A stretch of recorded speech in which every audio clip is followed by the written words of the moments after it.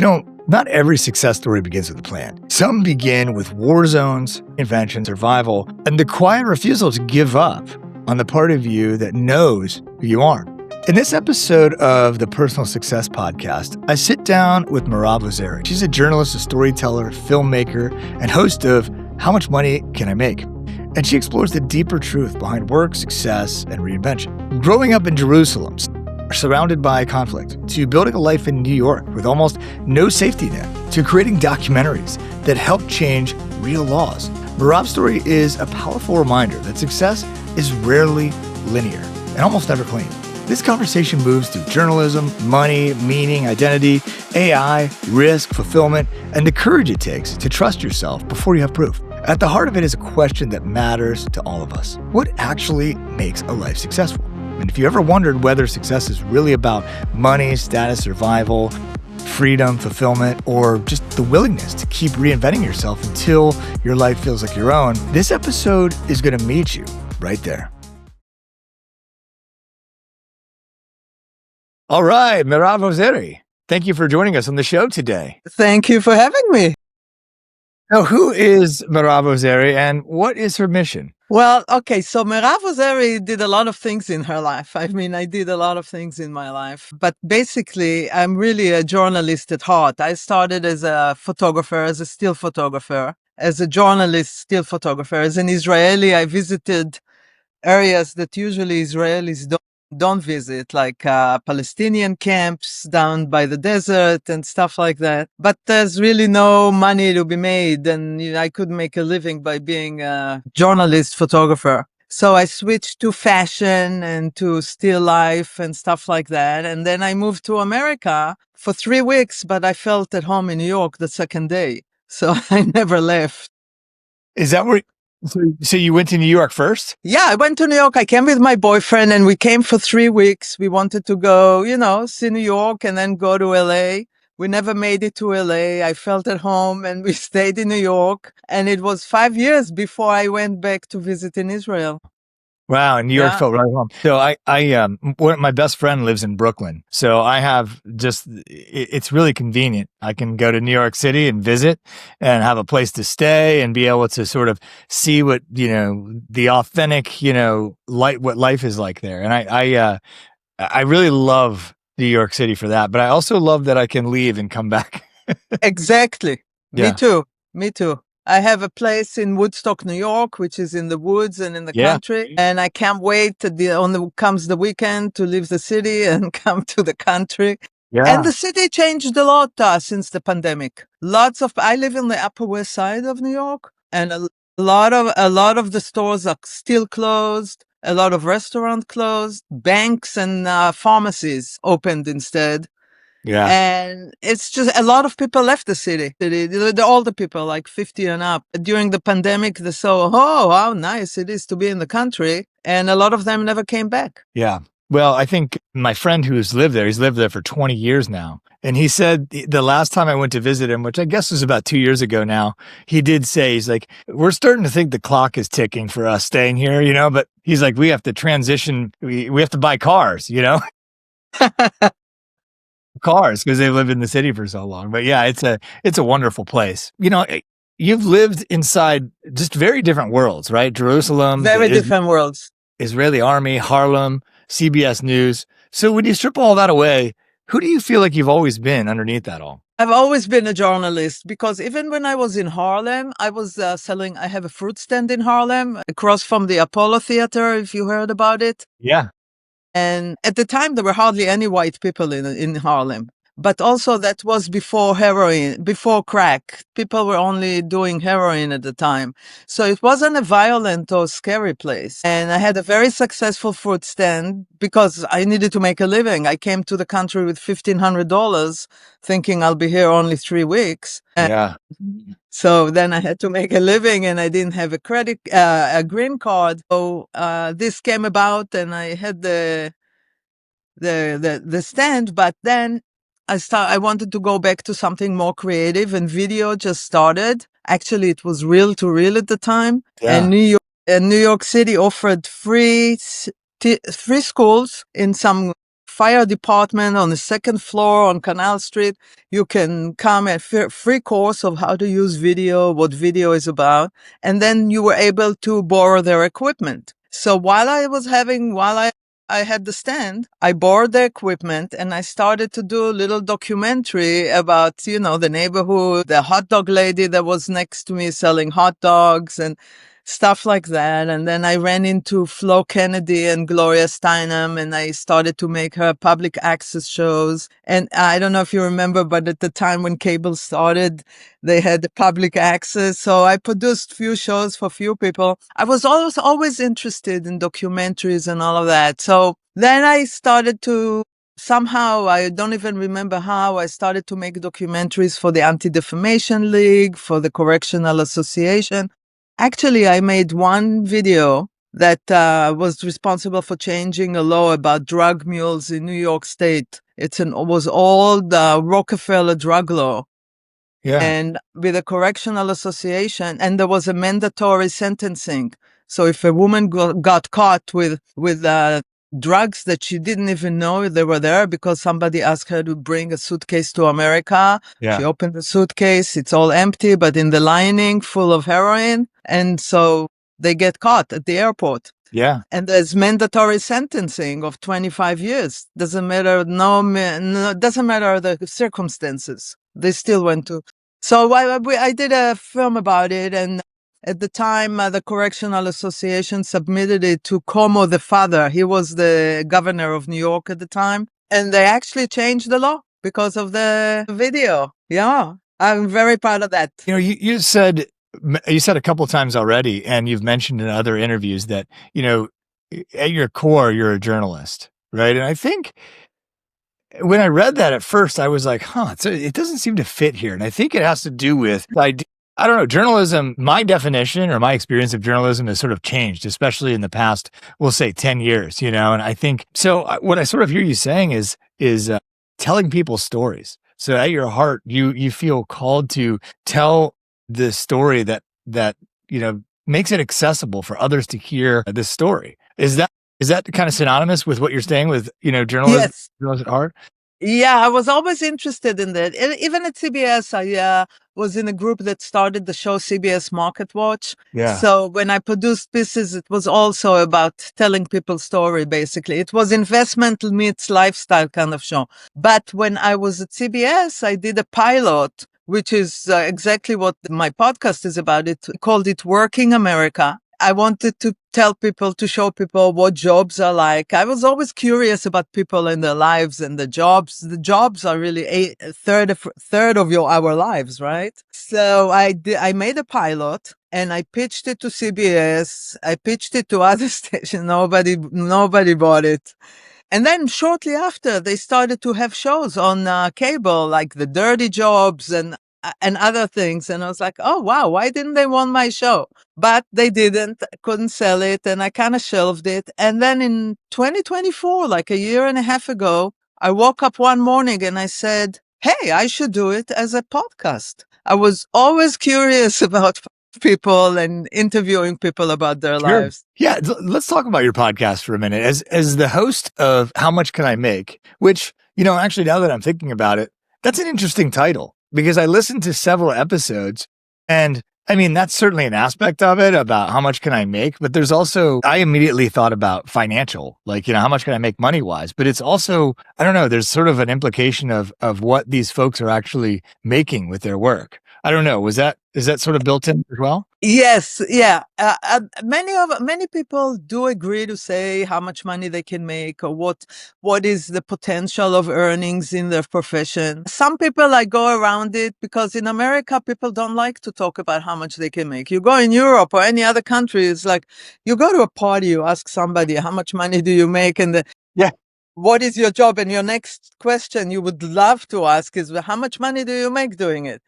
Yeah. But Americans are very polite. They don't ask it. I'm a little less polite and I do ask. And sometimes people don't mind to tell you, but I really wanted to make it as a show I was aiming it at young adults that are looking for new profession.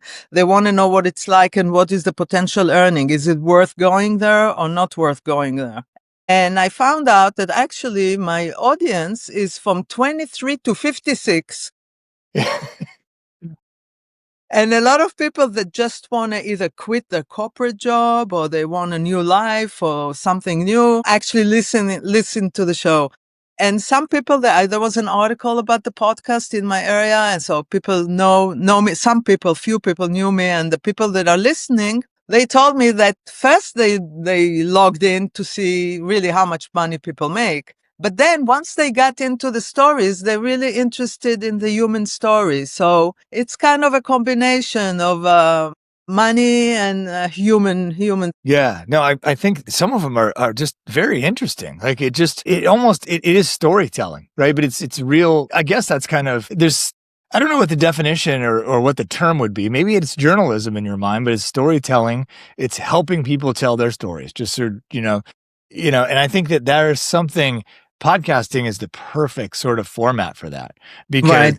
So people it's conversational, and that's how we get information, is through conversations with people. And it just is such a natural way. And so that's the first thing. I was sort of heard the title and I was like, wow, I just listened to that episode and I don't remember how much money they make. So, but I think, it's interesting that you said you originally had this pilot for TV and you said you shelved it. And so what made you hold on to this idea for so long? What was it about it? The truth is that after a year or two, I forgot totally about this idea. I completely forgot about it. I got involved in other projects, in other things, and just like, okay, well, I didn't sell it. No big deal. There were other little things that I did and pitched and didn't sell. And it's like, that's the nature of things. And then I don't know. I woke up one morning and the whole thing was in my mind. I knew exactly what I needed to do. So immediately I went to B&H. I bought equipment. I started to book people that I knew, and especially some that had some interesting jobs. And I completely forgot about it for like 20 years. But then it woke up. Yeah. But I always knew that everybody has a story. That when you said, is it journalism? Inquisitive, I would say, not so much as a journalism, because we're used to journalism bringing you the news and all the disasters and all of that.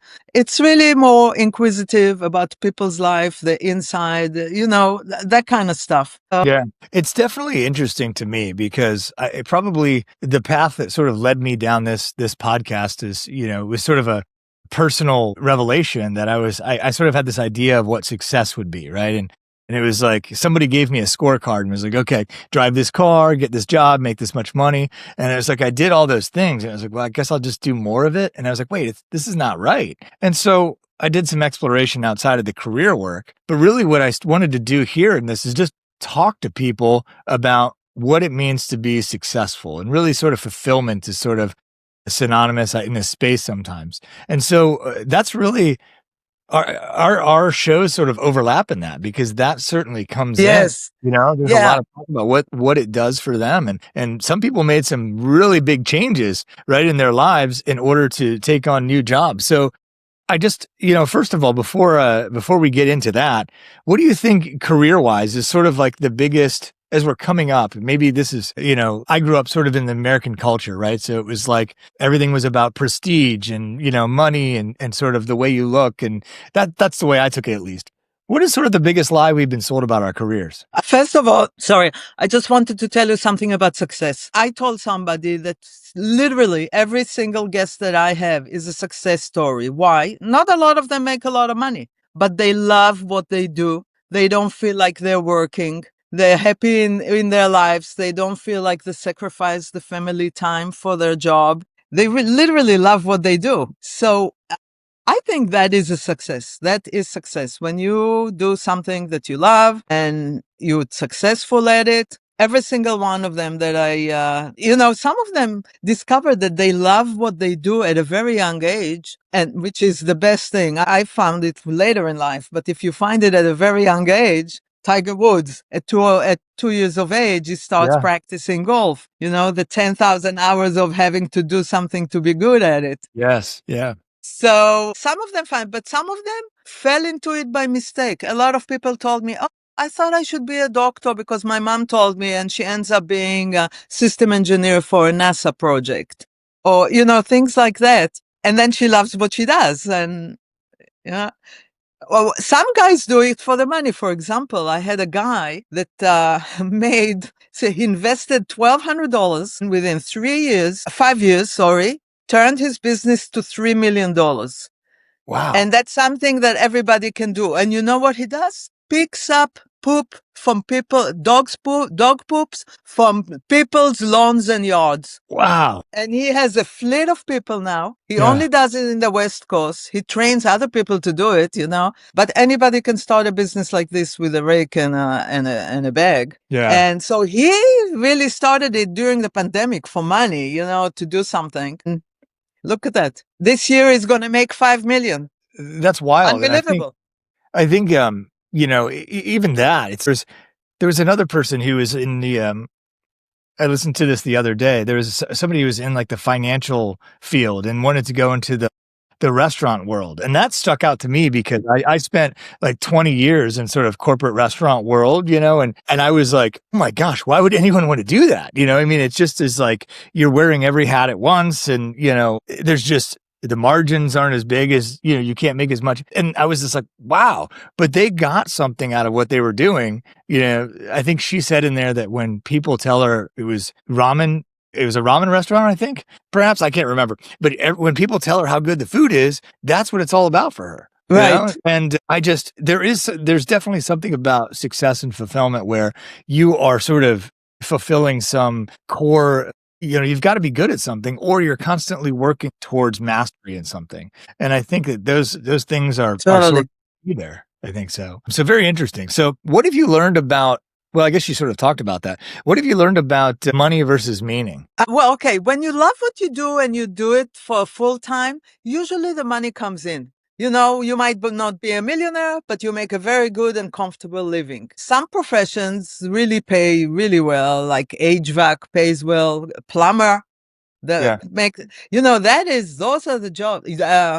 Electrician. I found out, by the way, that in like nursing, electrician, HVAC, all of those trade jobs, the best paying jobs in this are the traveling. For example, the traveling nurses, the traveling electricians, they can make up to $300,000 a year, traveling electricians, so, and another thing that I found out, we are in the age of AI. Yes. And that is a big concern and a lot of chatter about AI and the jobs and the future of jobs. But I found out that almost everybody that I interview, I always ask them about AI and if AI is a threat to the profession. And almost all of them say, oh, no, not me.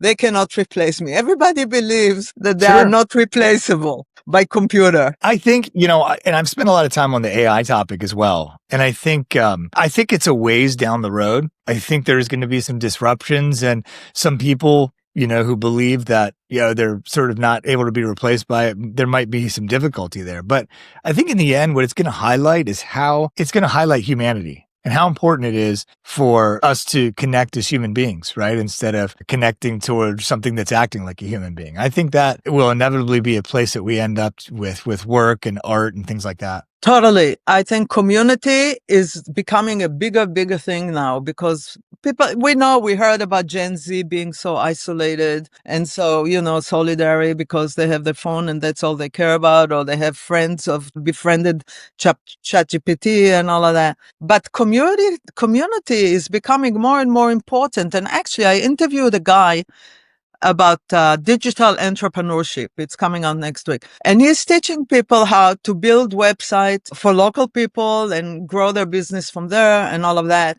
But he said that his most successful part is his live events because people want to be with people, share information with people, feel connected. It's becoming a very isolated world with this AI and that social media and the computer in our pockets. Yeah. I think, and I think that's connected to this conversation and the fact that as human beings, whether it's art or whether it's work, building something with your hands or whatnot, that's part of what we bring to a community, right? Is to share that experience. And I think, like I said, I think AI is going to assist us with that, but there will come a time where and this, I don't know how far down the road this goes, is that we will be like, oh, that's nice, but I'm It's more meaningful if I just do it with my own two hands right here with a pen and paper and write it down instead of be like, hey, write a term paper for me if I'm in school or whatnot.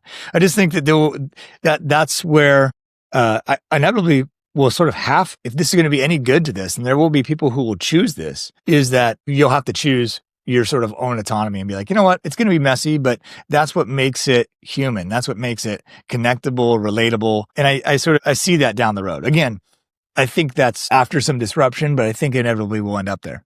That's a possibility, but I always question, if you look at Generation Alpha and the generation that's coming after Alpha that's already were born, I don't know what they call them. I don't think they gave them a name yet. Not yet. I'm questioning this because these kids are already with an iPhone when they're very, very young. They don't know any word. Some people, their handwriting is even changing because they don't use a pen and a paper anymore.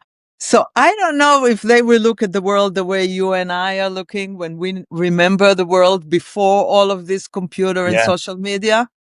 I want to share something personal with you. I worked with Steve Lang and his Aura AI agency. That's AURA. That experience gave me a level of clarity I didn't realize I was missing. Steve has an ability to listen and reflect back what's actually there in a way that helps you see yourself clearly. What's changed most is my ability to speak about what I do with confidence and precision. If you're someone who knows you have something meaningful to offer, but you're not sure how to fully articulate it, I highly recommend working with Steve and Aura. It's been one of the most valuable investments I've made myself and my work. To learn more about Steve and his work, visit him on linkedin.com/Steve Lang Aura AI Agency. That's linkedin.com/in/Steve Lang Aura AURA AI Agency. The link is in the show notes. Social media? Yeah.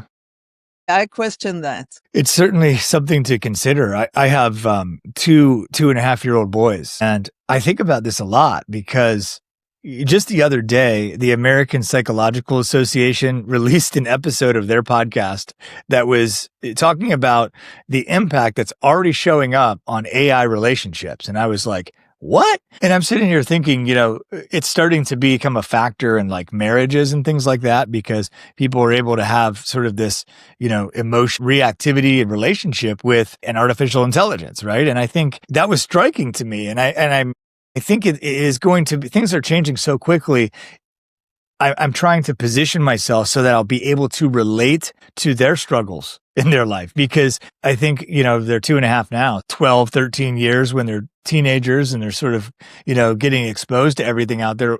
Who knows what it will be like? And it will be certainly unrecognizable, I think. And we try to keep them away from screens and things like that now. And it's really difficult because very difficult. They're like, whoa, I want that. And so we limit it. But I think inevitably, when you think AI, it's going to be integrated just with their lives. So I don't know what that looks like, but I think that's a good note because I'm trying to position myself to understand the world through what they're going to do. So I can try to be somewhat of a guide, but it's going to be difficult. I can tell. Well, I can tell you they probably will be smarter than you because I find out that every generation is becoming smarter the younger age with less experience. I don't know how they get the information. And if you give a kid that never had the phone or iPad or whatever, and 3-4-year-old, within 2 hours, they'll figure out how to work this. I don't know how it works. Every generation, like I found out, Generation Z, I know a bunch of people, all my friends' kids and all of that. 70% of them are vegan or vegetarian. How did it come about? Their parents are not. I don't understand how every generation grows and develops in a different way. Yeah. So you're waiting till your kids will be 12 and 13. Let me tell you, it will be 5 and 6. Yeah. And you're probably right. And that's part of that adjustment in there. But I think that there is this, So I bring this up all just to say is my initial thing that I said is we have to get to this place where we recognize humanity. But I guess, like you said, we're talking about it through what you and I consider humanity. There's going to be a different definition, I think, then, especially with the way things are changing. So that's an interesting question. Who'd have thought we'd ended up there? So, Well, it's very related to jobs because I listen to a lot of programs about jobs and what jobs are threatened and what, like I interviewed a consultant and I asked her and she said, oh no, our job is not, a consultant is not threatened because there will be other jobs that they need consultant with AI and all of that. The next day I saw that some Ernst & Young or one of those big corporations decided to shrink their consultant thing and move to AI. So yeah. I don't I know. think It will be interesting. that's interesting because I have one of my brothers works for Ernst and Young, and it's definitely an interesting company, you know. But I think that is I think even that it's going to be there's going to need to be like a human element to facilitating that. I don't know that. And again, this is something that in future generations, people might be comfortable with. I know that people have told me I work as a coach, and I have several of my clients who say they kind of do coaching with Chat GPT. And I was like, okay, that's good. And they're like, yeah, it's actually beneficial. And I never tried it until recently. And it really has challenged the way I think about things. And I just can't help but think, am I in a bubble with the way I'm thinking about things? So I even gone in the instructions and asked, I'm like, always challenge my way of thinking because I want to make sure I'm not, it exists in reality. Because I think there's sort of this silo effect that's happened because of social media. And I think one of the things that I see could happening, I'm no expert in this, is that it's just going to sort of exponentially grow those silos, right? It's if you believe these 5 things, it's just going to build that world around you. Right. And going back to success, I think the new world that we're in, success will be dependent a lot. People will have to know how to utilize AI and other technologies in order to be successful in whatever they do or in order to be part of the thing.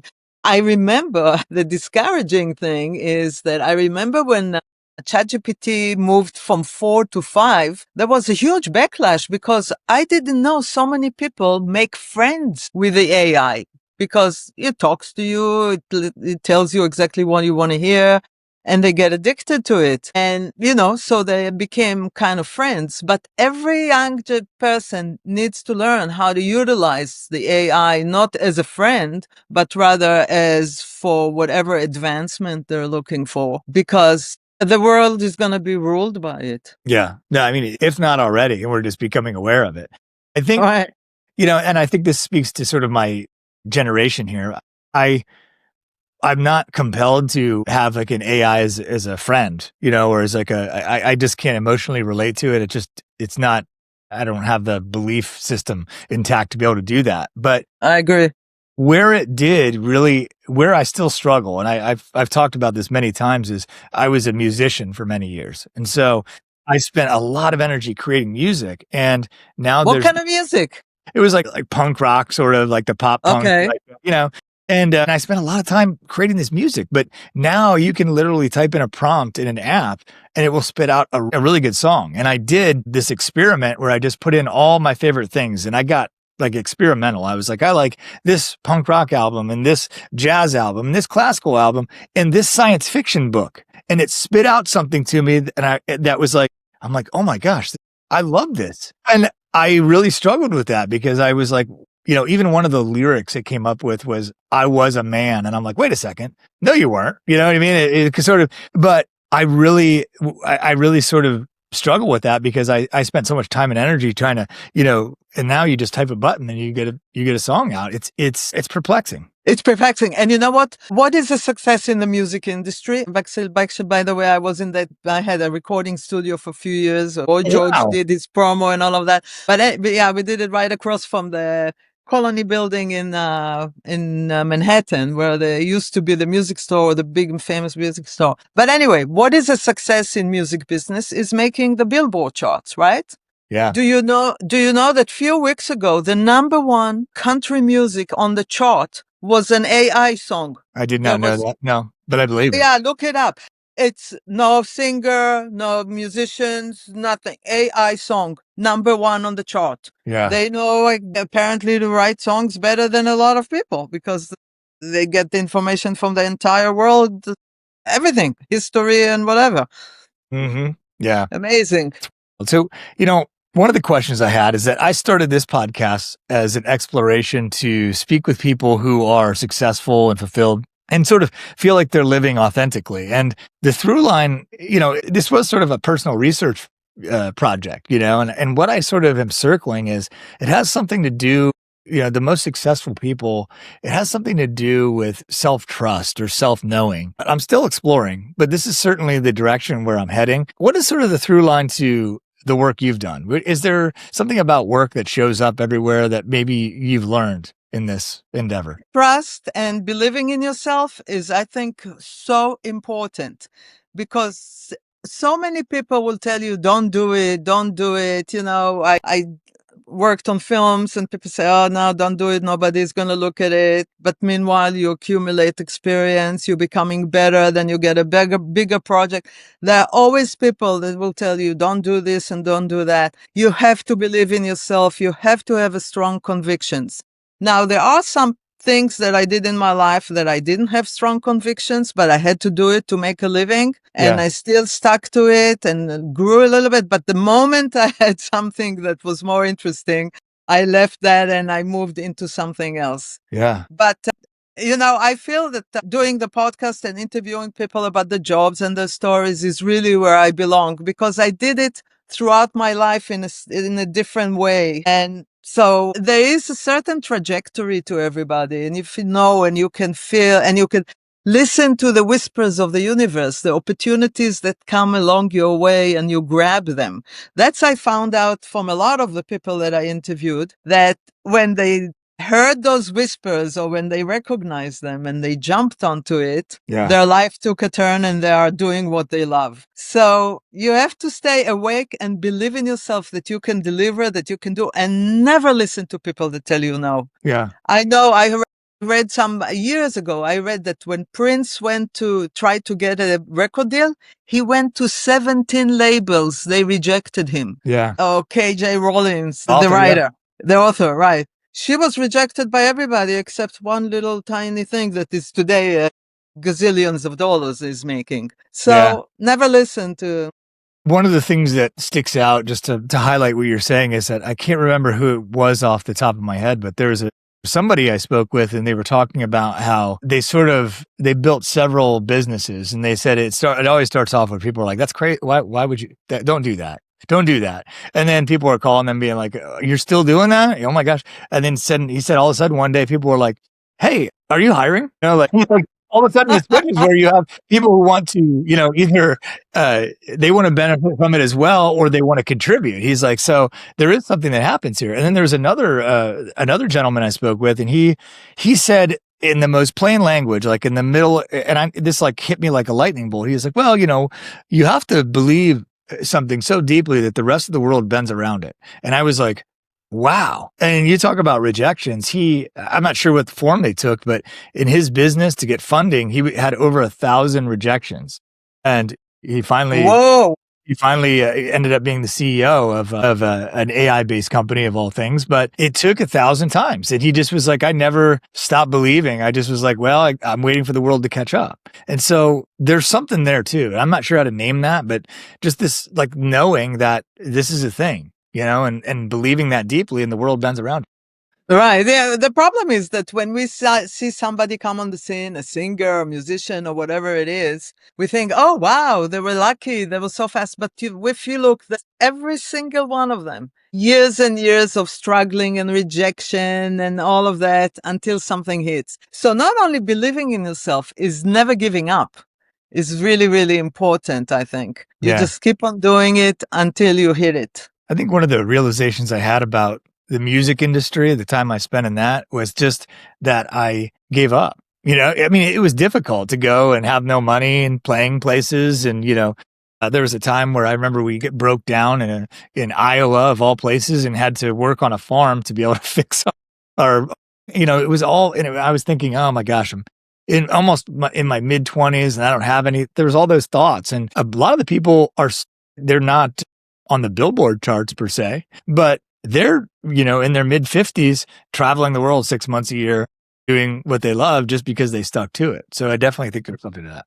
You know, I have a house in Woodstock. It's a very musical town. There are a lot of musicians Yeah. here and all of that. My dentist is a musician. He's in his late 70s now. He still performs on some nights in some clubs here. And he's happy. First of all, he made millions as a dentist, but he has his band and he loves to just perform. He gets a kick out of it. Or the HVAC people. The HVAC guy that I interview, he is a musician. That's what he wanted to do. He had HVAC opportunity in his field that he rejected because he wanted to continue perform with his band. He doesn't care that he didn't make it, he doesn't make money. He has a profession that makes him money. And he loves his Friday night and Saturday night that he could just perform with his band. Yeah. So, you can, and for as far as I'm concerned and he's concerned, he's a success. His band is playing. He goes to festival and plays in the summer. He doesn't have to worry about making money because he does it as HVAC engineer, Yeah. and he's happy. Yeah. I certainly see how that can work for somebody. I think sometimes when passions become our careers, sometimes that's another trap, right? Then you Yeah. sort of have to act in that capacity.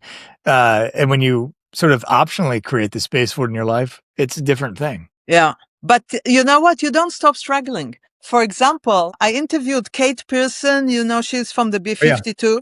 Yeah. So, they weren't so lucky. They worked a little bit at the beginning and then they had a hit and everything went well from there for many, many years. And now she starts her solo career. She has great songs and it's still a struggle to get people to know about her solo careers, to actually get airplays, and she's all over the place. She gives interviews, she does, and still, but she's happy because she goes around, she still performs, she performs her songs, she performs with the B-52s. So sometimes, you just have to say, this is what I want to do and this is what I love. And the problem is that our society measures success with money instead of fulfillment. And success, I think, is about your fulfillment, not about your money. Yeah. I think so too. I think, certainly now I'm 45 now.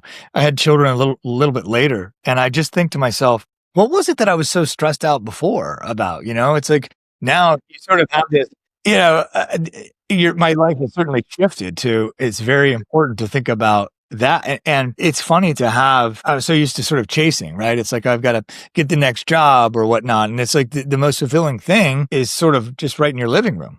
Right. And that really blows your mind. And there's no price tag on that. Right. And I think that was a huge shift in the way I sort of thought about life, and I'm still trying to wrap my head around it a bit. I know, there are a few people that I wanted to interview, a little older people, just by talking a little bit before I even interviewed them about success and all of that. For them, success is having great children that have great professions, happy in their life, and having grandchildren. For them, they succeeded in life. So that many different measures of how you can measure success. Yeah, definitely.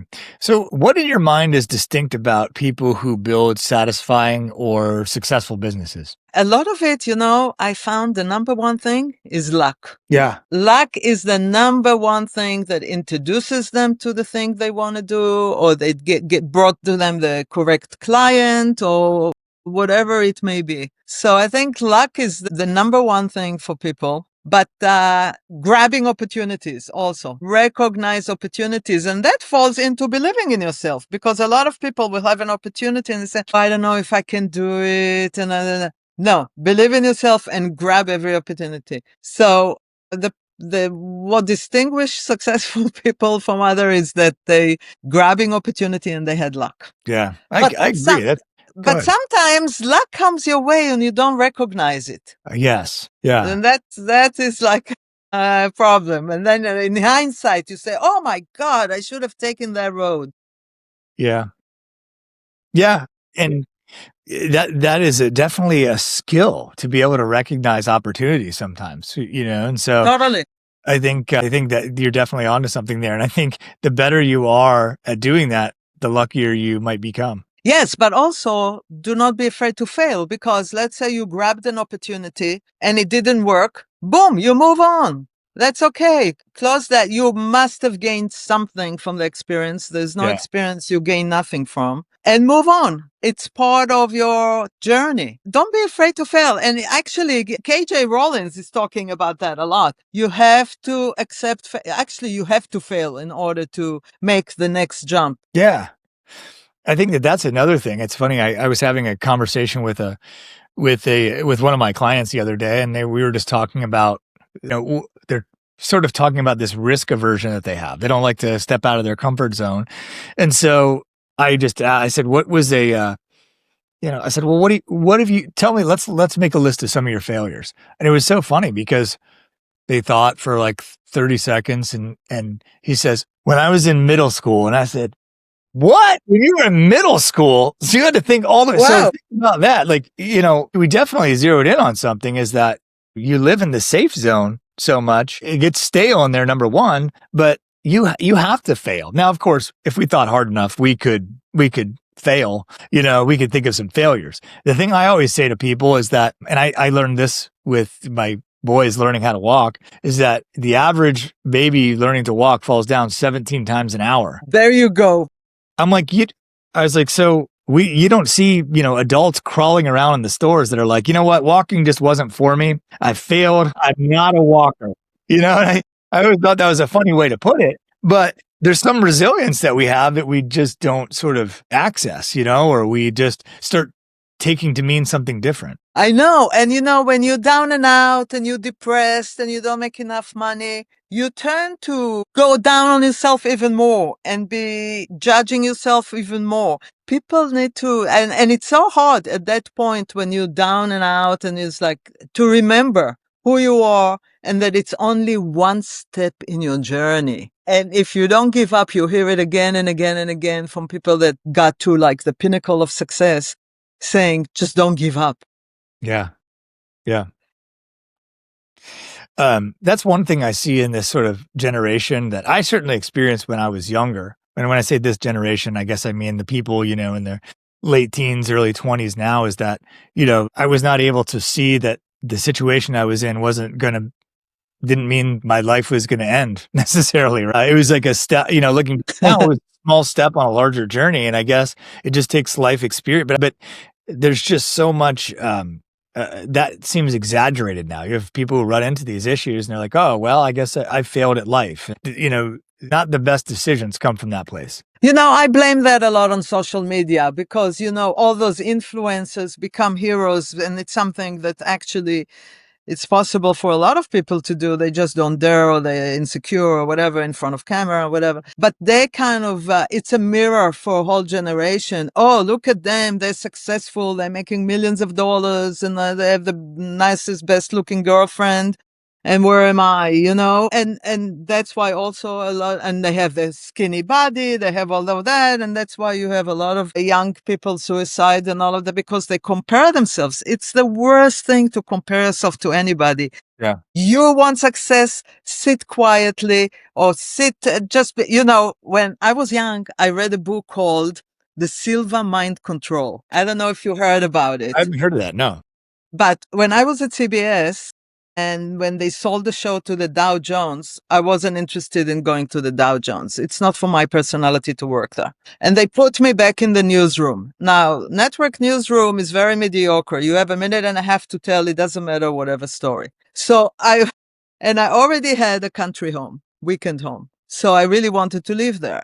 At the time, I learned from the Silva Mind Control book that if you talk to your subconscious, especially loudly, your subconscious has a knowledge of the entire universe and everything. It sounds like a cliche, but it's not really, because then years later, I read about it in the science section of the New York Times article by few scientists. So it's not a cliche. And so if you talk loudly, you will tell your subconscious to lead you in the way that will get you what you want. And somehow I clung to it. So every lunchtime, I was working near Lincoln Center, and they have a park. So every lunchtime I would go, and at the time you could talk loudly on your cell phone. Nobody thought you were crazy. And I was walking every lunchtime and saying, I want to move to the country, make the same amount of money. I don't want to lose my level of living and all of that. And I was going like this for like a month. And a month later, there was an issue with some thieves that I reported, and it doesn't matter. So the guy that hired those thieves actually kind of laid me off, but they gave me a really good deal. Yeah. Severance pay and insurance and all of that. So I was really happy. But I know it's because I talked to the Silva mind control. But not only that, he said in the book that if you speak at the right before you fall asleep, which is again, I got a reassurance from the New York Times science section. If you talk to your mind just before you fall asleep, it's gamma rays or whatever wave of your brain that is more absorbent. And you contemplate or you ask, what is it that you want? And it will come to truth to your life. And it happened to me even with, I was looking for an apartment with a certain layout. Even with that, it worked. It was crazy. Yeah. Also believing in your methods, not just believing in yourself. Keep on trying. And so for me, it was the Silva mind control. There are plenty of books that teach you how to do those things. Yeah. But Well, I'm sorry, go ahead. no, those things contribute to your success, you know? I definitely believe in that. And I think you're right. There's science that backs that up. I know, as a hobby, I sort of studied neurology, and there's this part of the brain called the reticular activation center, which really it identifies what's relevant in your subconscious, sort of, right? So if you want a certain kind of car, all of a sudden you see that car everywhere. We've sort of had that experience. Exactly. So when you're doing these things, that part of your brain's taking note of it. So you're like, so it just starts looking for opportunities. And just like you notice that car, it's like, oh, there's an opportunity for me for this. And I think that's the sort of biological explanation that I know. And I do think that there's literally in our subconscious, there's so much information that we couldn't handle it, which is what that sort of part of the brain protects us from. So I think that's well documented now. I know. And learning to tap into it. Now, there are some people that are a little awkward in their social behavior or whatever, but they're able to tap into that and they're very successful or get what they want. But it's pretty freaky how it works, and it works. Yeah. Yeah, I agree. So what is a conversation on your show that exemplifies sort of the greater story that you feel called to share? You mean a sample of a conversation? Yeah. Well, my favorite one, as far as that, was the medium. Now, I'm very skeptic about medium. I'm very much a person rooted in real life documentaries and that kind of stuff. I'm very skeptic, but I became less and less after I spoke to her. And actually, some people that I know booked sessions with her. It's because she said that everybody can become a medium. And she actually tells you what part of the brain that you have to do. And like when you're daydreaming, you are in a different realm. And it's the beginning way to reach whatever. So that was one of them that kind of surprised me. And I thought, oh, well, okay. Yeah. And I'm trying to think, I did already 73 shows. I'm trying to think what other, but for example, another one that surprised me a lot. Did you know that keynote speaking is a career? I guess I did, but I didn't. You're sort of presenting it as a way where like, when I grow up, I'm going to be a keynote speaker. Yeah, believe it or not. That's Wow. exactly what it is. I thought you are good at what you do and people invite you to speak. Yeah. That's not the case. You actually can design a story of your life, something you overcame, something interesting or whatever. Apparently, wherever there is gathering for a lot of people, they need a keynote speaker. Yeah. So you could actually build a career and make eventually like $5,000 a speaking gig. You start with with 600 or whatever. So that I was completely surprised by that. Yeah. You know what else I was surprised with? Talking about success, I interviewed a 4-time Tony Award winner lighting designer from Broadway. And so, of course, I asked him about money. Yeah. I didn't know that lighting designers get royalties from each show, not only the show that you help produce, but if they produce it all over the world and in regional theater or whatever, you get royalties. Yeah. He was talking about the woman that did the lighting design for the Phantom of the Opera. She made money for, I don't know, 35, 40 years. Wow. From all over the world. It's amazing. Yeah. That took me totally by surprise. So it's interesting that I'm sort of trying to sort of distill those examples. And when you talked about the medium, I sort of heard that it was this sort of thing that seemed sort of, you were a skeptic. It was like, and Completely. this woman sort of said, well, she made it accessible. She pointed out something that, yeah, it's a part of your brain right here that you just need to sort of exercise, and anybody can be a medium. And that changed something in you.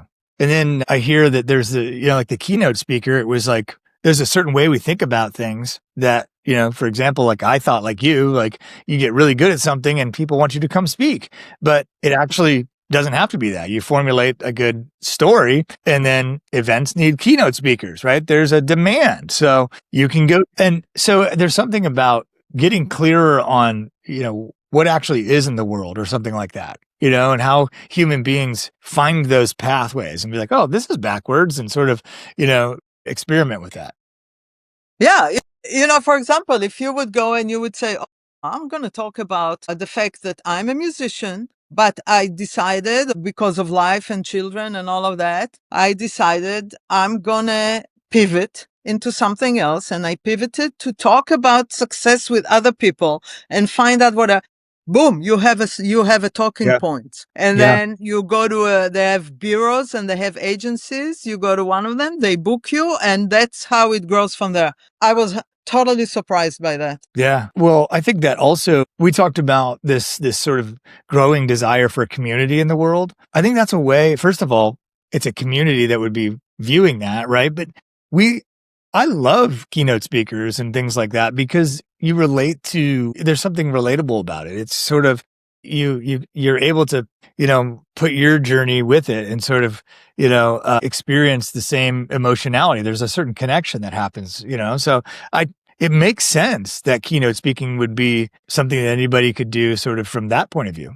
Right. And you totally right about having a story that resonates with people. And that's why I think your story could be actually. And this is how you grow your career. She talks exactly about that. So, Mirav, is it all right if I ask some questions about you? Yeah, absolutely. So, what was your experience like growing up in Jerusalem? Well, when I grew up, the country was very young. I remember we didn't have a refrigerator yet. And there was a guy with a horse and buggy and a wagon that came and brought and sold big chunks of ice that you put in a box, and that's how you kept. So the country was very, very young, and Israel is really a desert country. There wasn't a lot, but from a very young age, I was exposed to so many wars. All of a sudden, I remember I was in school, and all of a sudden in 1973, 1967, 73 was another war. In 67, all of a sudden we're in class and we hear a huge boom and some missile or whatever, or bomb fell.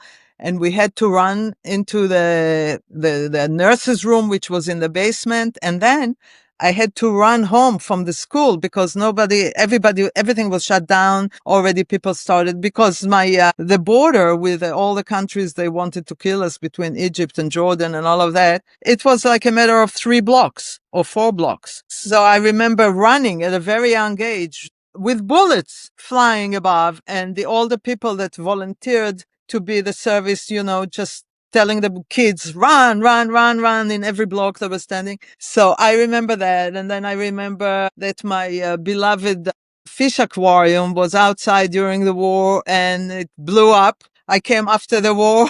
Yeah. And it got hit because we had to take everything with glass and everything out of the house. It got hit and all my fish was dead on the floor. So it's a tough life. It was a tough life living in a desert, new country, surrounded by enemy that really, literally want to kill you all the time, no matter what you do. So that's my childhood memories. Yeah. But it was a happy memory, a happy childhood. I had a happy childhood in spite of all of that. And when I look at war zones today and I see little kids, I say, there are happy moments there, happy moments with the family. But this is my experience growing up in Jerusalem. And so how old were you when you came to New York City? I was 21. Okay. So for 21 years you were there and this was your experience. How do you think that sort of growing up with that adversity, how has that been a benefit for you as you worked your way through life here? And in a way, I'm a fighter, because not only did I grow up with this experience and everybody around me, I wasn't the only one, obviously, you had to serve in the army. And in the army, what I did, I worked in intelligence and I was follow up missiles. I was looking for missiles when you turn a missile to shoot at, to send a missile somewhere, you have to turn on the engine and the engine sends electronic pulse. Okay. So, and you're in different people in different part of the country and you make the lines and you know where it is. And then you alert the Air Force. And then that was before the Iron Dome and they go and they blow it up in the air. So when your life is really like threatened like this, it makes you a fighter. It's like, okay, you could do this. Everything else looks simple, right? It's like, oh, I don't have I'm short $100 for my rent. That's going to be a solution. It's no big deal. Nobody's killing me, so you kind of develop thick skin. So do you remember, I imagine, and I guess I should ask this question first, imagine kind of growing up, you might have had, I don't want to say hypervigilance, but you might have had like an elevated level of sort of awareness. Totally.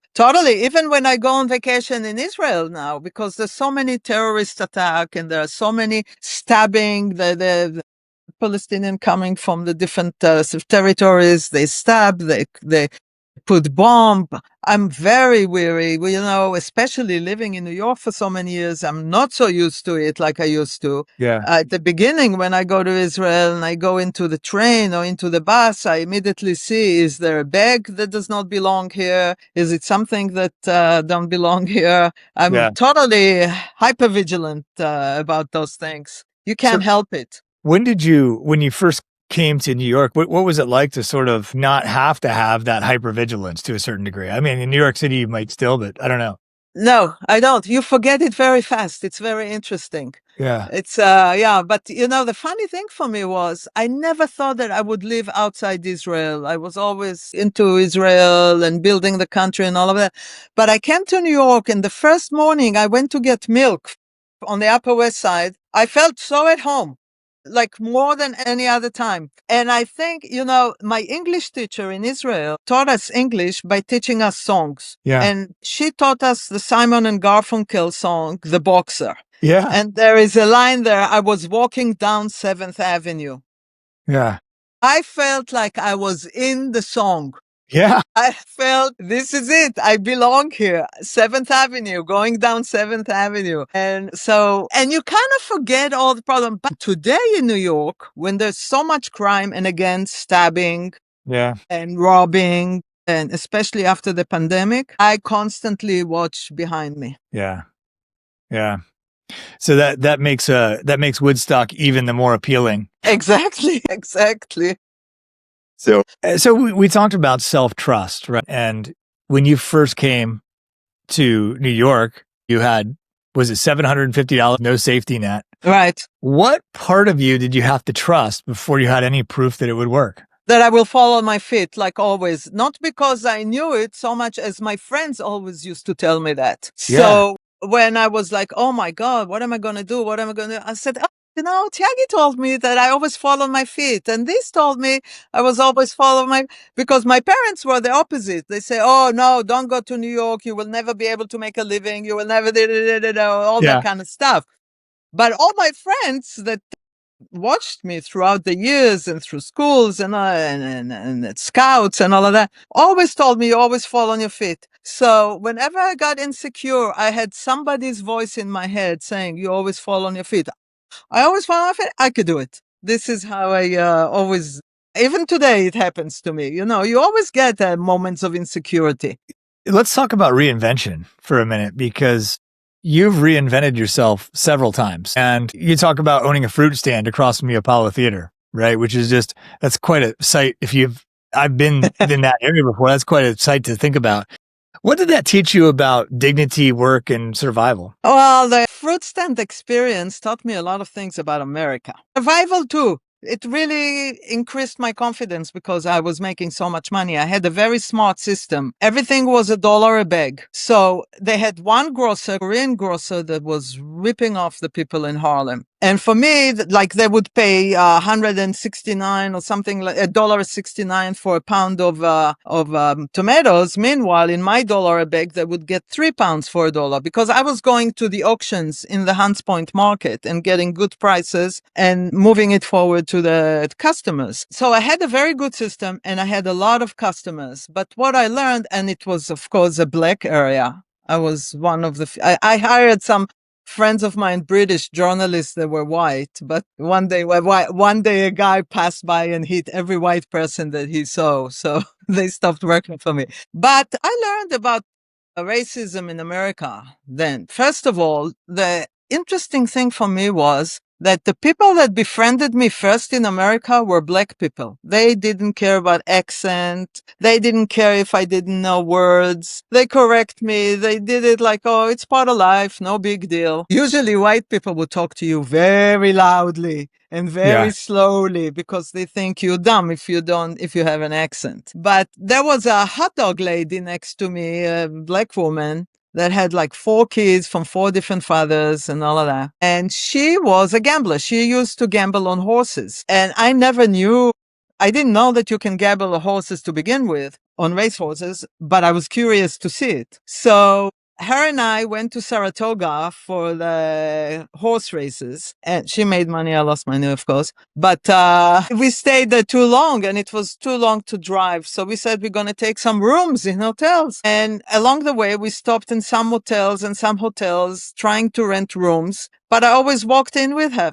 Nobody would rent us a room. Then it dawned on me from all the stories that I read in the books. I said, you know what? You stay in the car and I'll rent the rooms and then you come out. And that's how it works. So that was very discouraging for me. Yeah. But that was like in the early 80s. Not Sure. that it changed now, but it changed or it was hidden.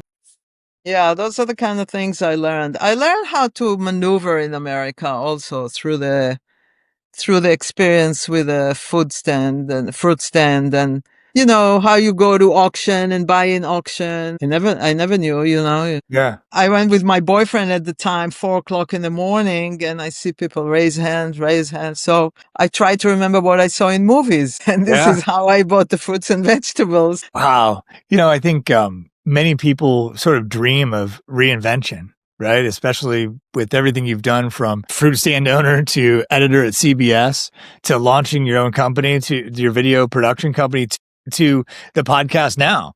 I mean, there's a lot of differentiation. Reinvention, it's not a cliche that says it comes out of necessity. Either necessity of money. For me, it was necessity that I was bored. After 2 years at the fruit stand, I was bored. I came from a creative background, so I wanted something creative. And after doing documentaries, I was not bored, but I needed to make money. I couldn't survive on making documentaries for a nonprofit organization. Yeah. And after I was at CBS, and, they put me in the newsroom. I was bored. I didn't think much of a news reporting in the network TV. So I was looking for something else. So I came to the country, and actually I had vacation rentals. I built some vacation rentals for friends and then I ran it for them. And after this system was working, I was bored. I wanted to do something interesting again. And that's when my subconscious said, do the podcast. Yeah. So it's part of reinvention is part of necessity, either money or bored or wanting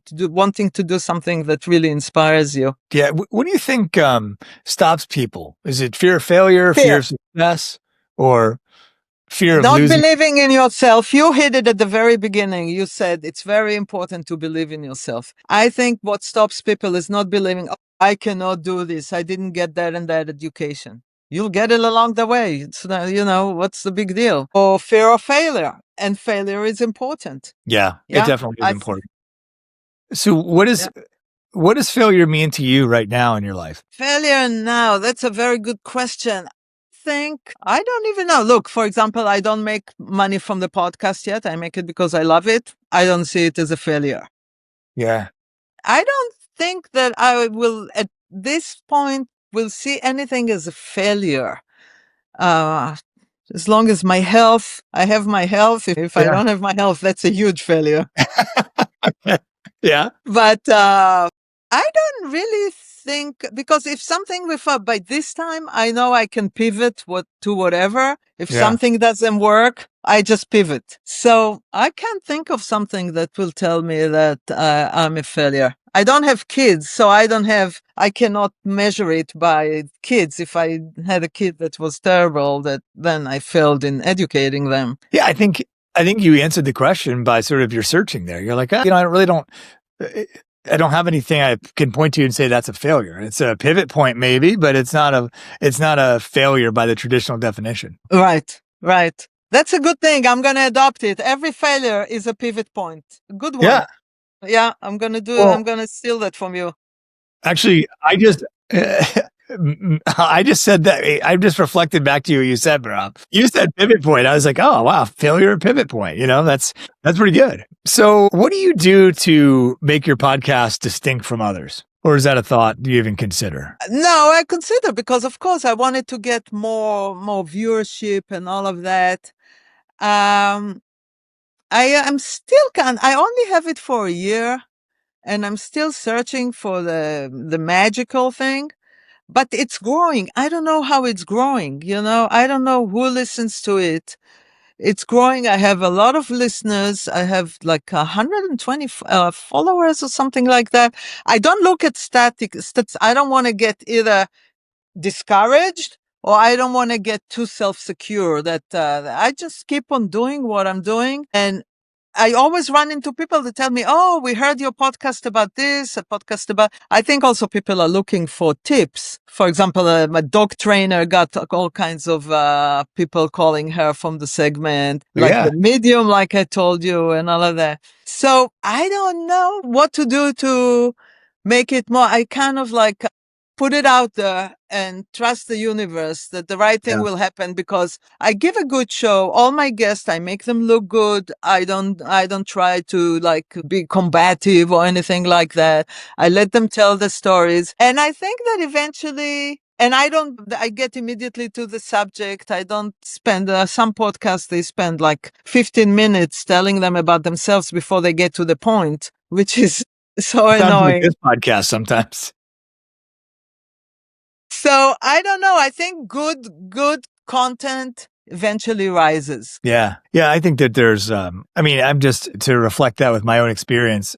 I think to myself, like there's a certain, like when I get done from this conversation, I'm going to go in the next room and talk to my partner about what we talked about. And I'm going to be really excited. There's something fundamental that happens for me about having the conversations here. And it has sort of taken on a life of its own. It's, there's growth, but the goal for me is the conversation. It's not necessarily number or statistic or anything. So I hear you saying something similar. Yes. Yeah. Yeah. And your podcast is very authentic and very real. You have a very real conversation with your people. Eventually it will catch somebody. People are interested in those kinds of stories and conversation. Like success, it's a huge subject that people want to talk about and want to learn about. So yeah, I think we just have to continue doing what we're doing. Yeah, I think so. So Mirav, what's next for you? I'll just hope to keep on doing it, for as long as I can. I love doing it. I really do. I love interviewing people. I love finding people, unique people, like unique jobs. I have to find more of those. It's not so easy, but I love doing what I'm doing. I think I'm going to stick to it for a long time. And hopefully I will not get bored. My biggest fear is that I will get bored, because I've got bored so many times in my life. But so far, a year into it, I just love it more and more. We had quite an adventurous conversation. It went a lot of different places, but I want to give you the opportunity. What do you want to leave us with? Honestly, I think you asked a lot of very good questions, and all the subjects I wanted to talk about. What I want the audience to hear is everything that we talked about. Success comes with hard work, with not giving up, not afraid of failure. And if anybody has an interesting job, I'd like to know about it. Reach out and interview them. Yeah. I just did a show. I found it interesting with digital real estate. Have you heard about it? It came from Australia. It's people basically buying websites and renovating them a little bit. They buy them for less than $1,000. I didn't know about it. So I would like to discover jobs that I never heard about that gets me curious and wonder if I love it. But I think you asked all the right questions, to be honest with you. That's very nice, especially coming from somebody with your experience. That means a lot. It carries a lot of weight. So this conversation's been a joy. I appreciate your time and your wisdom and me too. the work that you're doing. Thank you so much. Me too. Thank you. This conversation stayed with you. Let it stay with you for the right reason. Mirav Ozeri's story is a reminder that success is not always polished, predictable, or easy to explain. Sometimes it looks like survival, and sometimes it looks like reinvention. And still sometimes it looks like trusting yourself before there's any visible proof. Across journalism, filmmaking, business, and podcasting, Mirav brings us back to something deeper than achievement. She brings us back to curiosity, resilience, and the courage to keep following what feels true. Now, her podcast is called How Much Can I Make? And it explores real jobs, stories, and career paths. And her official site is howmuchcanimake.info. You can find the show on Spotify, on YouTube. And if this episode continues to stir something in you about your own work, your own reinvention, or your own definition of success, take that seriously. Share this episode with someone who is rethinking their path. And subscribe to the Personal Success Podcast right here, youtube.com/@thepersonalsuccesspodcast, to keep listening for stories that help you hear your own life more clearly. Until next time, keep defining success on your own terms.